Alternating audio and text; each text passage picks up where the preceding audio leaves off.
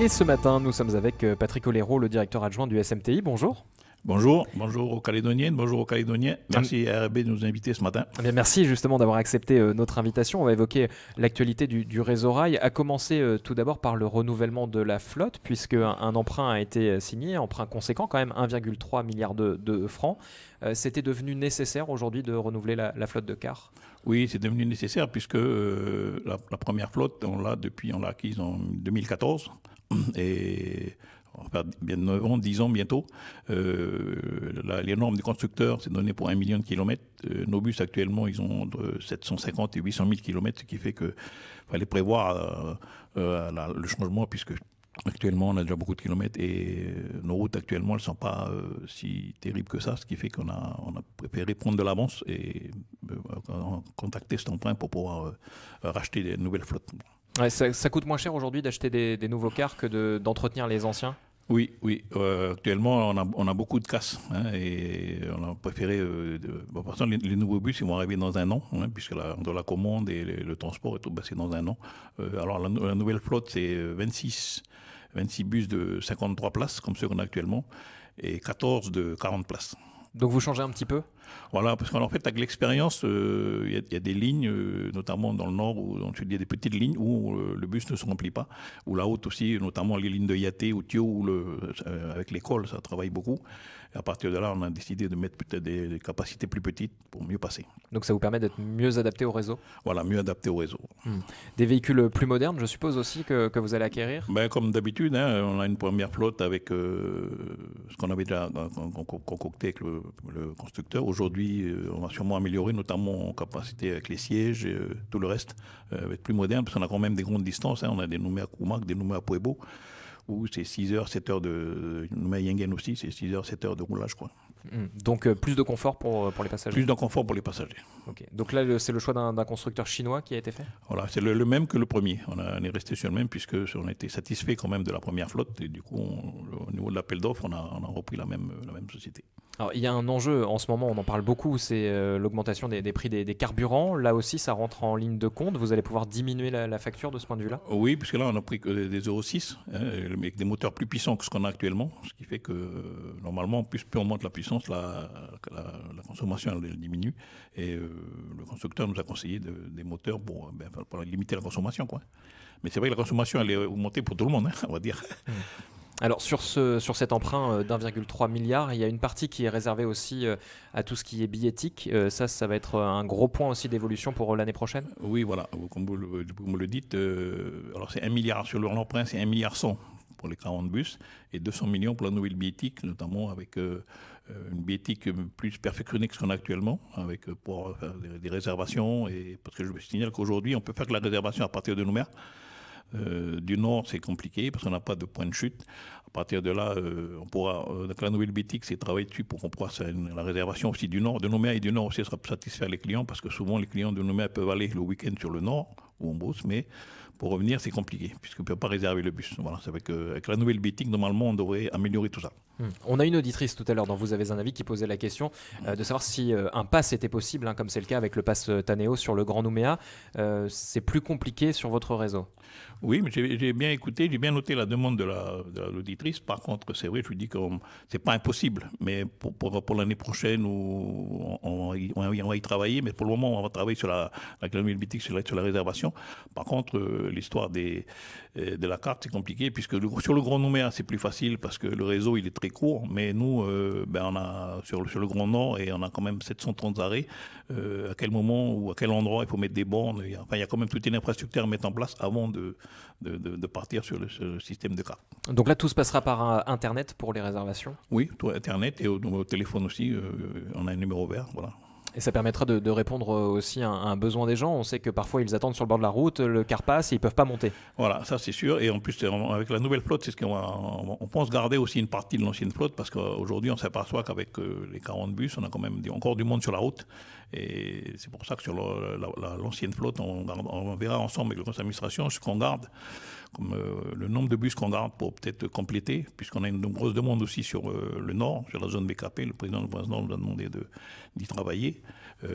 On est en train et déjà peut-être un premier contact avec la mairie de Trônay, avec peut-être un bureau annexe et puis commencer à se mettre en place. Et on commençait avec les anciens bus, quoi. Voilà. Donc là, l'ouverture de nouvelles lignes est prévue pour quand ? Ben, dès que l'année prochaine, dès que la nouvelle flotte arrive, c'est-à-dire en juin, juillet l'année prochaine, on va commencer à travailler dessus pour que dès que la flotte arrive, on y va, quoi. Les autres lignes, par contre, vont pas bouger ? Ça va être les mêmes ? Oui, normalement, ça va être les mêmes. Voilà, ça va être les mêmes, on ne va pas bouger parce qu'elles sont déjà là, à part une ou deux où les rotations sont un peu faibles. Mais bon, je pense qu'on va garder la même chose, quoi. Parce qu'actuellement, les gens sont satisfaits, quoi.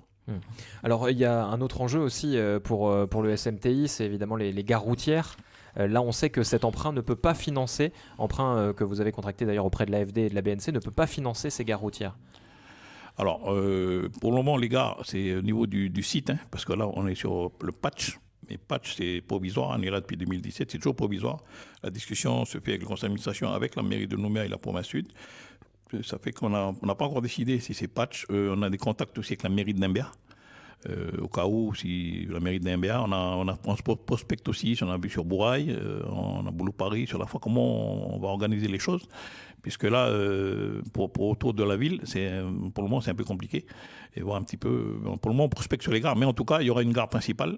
Et il y aura une annexe à Koné pour le nord et une petite sur Pointe-Dimier pour la pause sur le nord-est. Ça, c'est ce qui est prévu. Hein. Ça fait que je pense que le conseil d'administration, peut-être après, on verra pour un autre emprunt ou avec le territoire, on verra comment ça va se passer à l'avenir. Mais en tout cas, il nous faut ces gares. Ouais, il faut chercher des financements. Il faut chercher des financements. Ça aussi, ça fait partie du confort pour les usagers du réseau ? Ah oui, bien sûr. Hein. La gare, les abris, les arrêts-bus. Les arrêts-bus, on en a 732, on a fait une petite partie. C'est vrai que les finances sont raccourcies.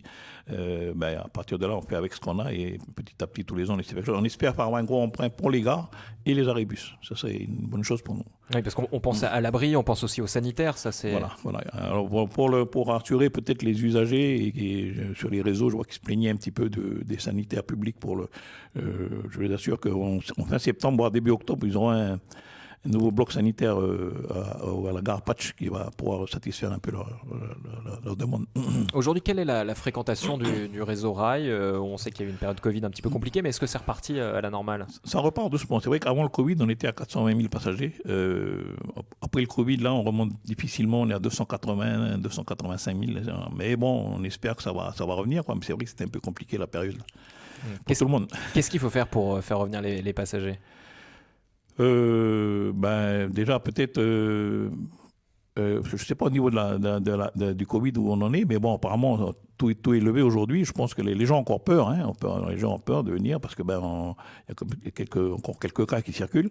Je crois qu'une fois que tout sera fini, je pense qu'on va revenir au réseau normal, quoi. Mais en tout cas, on voit que ça augmente tous les mois quand même. On voit la différence, hein, quand même. Vous travaillez avec les usagers pour améliorer votre réseau. Vous écoutez les demandes aussi des utilisateurs ? Oui.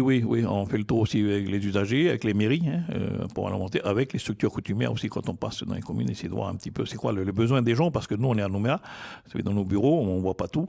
Et en fait, on est preneur. Hein, Moi, je suis preneur des demandes des gens sur la route ou tout ce qui est bon pour améliorer le rail. Moi, je suis preneur. Voilà.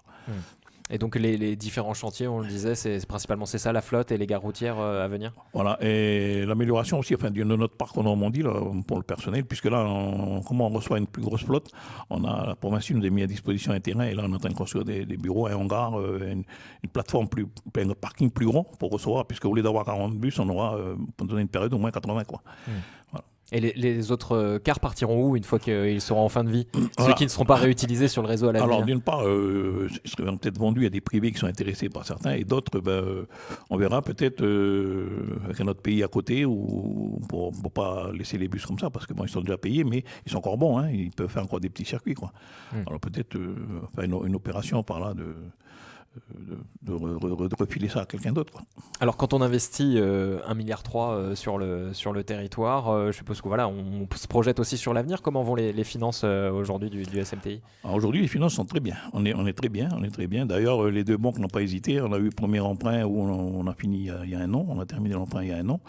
1 an et demi même. Et pareil, hein, alors pour la première flotte, 2 banques, la Société Générale et la BNC, où on n'a pas eu de problème de remboursement. Aujourd'hui, sans problème, on a eu le deuxième emprunt. Les banques nous ont suivis puisque notre rentabilité ou nos comptes sont bons. Voilà. Ce qui fait qu'on a eu un avis favorable des banques pour l'emprunt. Avec la Nouvelle-Calédonie aussi qui garantit ces La Nouvelle-Calédonie garantit l'emprunt. Cette fois-ci, elle garantit 50%. À la premier emprunt, ils ont garanti 100%. Aujourd'hui, ils garantissent 50%. Et 9 ans donc pour rembourser 8 ans. 8 ans pour rembourser 8 ans. Ok, donc normalement tout est bon. Normalement tout est bon, on peut y aller. Tout est ficelé. Ok, super. Bien, merci beaucoup en tout cas Patrick Ollero d'être venu dans nos studios ce matin. Merci à vous pour l'invitation.